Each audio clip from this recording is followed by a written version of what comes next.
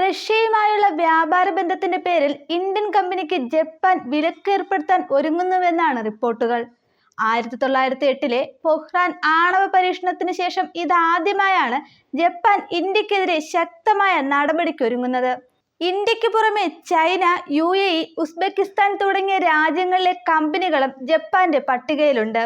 എന്നാൽ ഇക്കാര്യത്തിൽ ജപ്പാന്റെ ഭാഗത്തു നിന്നും അന്തിമ തീരുമാനമൊന്നും ഉണ്ടായിട്ടില്ലെന്നും ചർച്ചകൾ നടക്കുകയാണെന്നുമാണ് റിപ്പോർട്ടുകൾ. ഇന്ത്യൻ കമ്പനിയുടെ മറ്റു വിവരങ്ങളൊന്നും പുറത്തു വിട്ടിട്ടുമില്ല. ഇന്ത്യ, ചൈന, UAE, ഉസ്ബെക്കിസ്ഥാൻ എന്നീ രാജ്യങ്ങളിലെ കമ്പനികൾക്കുമേൽ ഉപരോധം ചുമത്താൻ തീരുമാനിച്ചതായി ജാപ്പനീസ് ചീഫ് സെക്രട്ടറി യോഷിമാസ ഹയാഷിയെ ഉദ്ധരിച്ച് റിപ്പോർട്ടുകളുണ്ട്.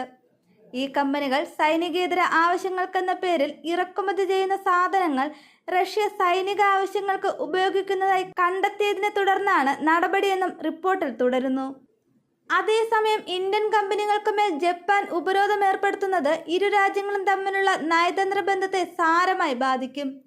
അടുത്തിടെ നടന്ന G7 രാജ്യങ്ങളുടെ യോഗത്തിൽ പ്രധാനമന്ത്രി നരേന്ദ്രമോദിയും ജപ്പാൻ പ്രധാനമന്ത്രി ഫുമിയോ കിഷിദയും തമ്മിൽ നയതന്ത്ര ചർച്ച നടത്തിയിരുന്നു. മുംബൈ അഹമ്മദാബാദ് ബുള്ളറ്റ് ട്രെയിൻ അടക്കം ഇരു നേതാക്കളും ചർച്ച ചെയ്തതായി ഔദ്യോഗിക വിശദീകരണങ്ങളും ഉണ്ടായിരുന്നു. അതിനിടെ ഇന്ത്യൻ പ്രധാനമന്ത്രി നരേന്ദ്രമോദിയും ജാപ്പനീസ് പ്രധാനമന്ത്രി ഫുമിയോ കിഷിദയുമായി നടത്തിയ കൂടിക്കാഴ്ച ഇരു രാജ്യങ്ങളും തമ്മിലുള്ള സൗഹൃദ ബന്ധം ശക്തമാക്കിയതായി പ്രധാനമന്ത്രിയുടെ ഓഫീസ് വ്യക്തമാക്കിയിരുന്നു.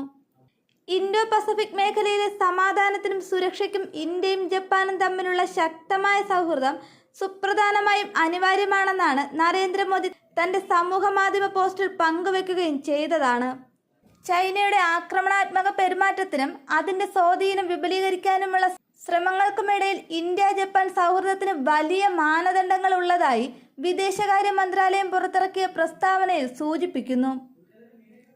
പ്രതിരോധം, സാങ്കേതികവിദ്യ, അർദ്ധചാലകങ്ങൾ, ശുദ്ധ ഊർജം, ഡിജിറ്റൽ സാങ്കേതികവിദ്യ എന്നിവയിൽ ഒരുമിച്ച് പ്രവർത്തിക്കാൻ ഇരു രാജ്യങ്ങളും തമ്മിൽ ധാരണയായിട്ടുണ്ട്.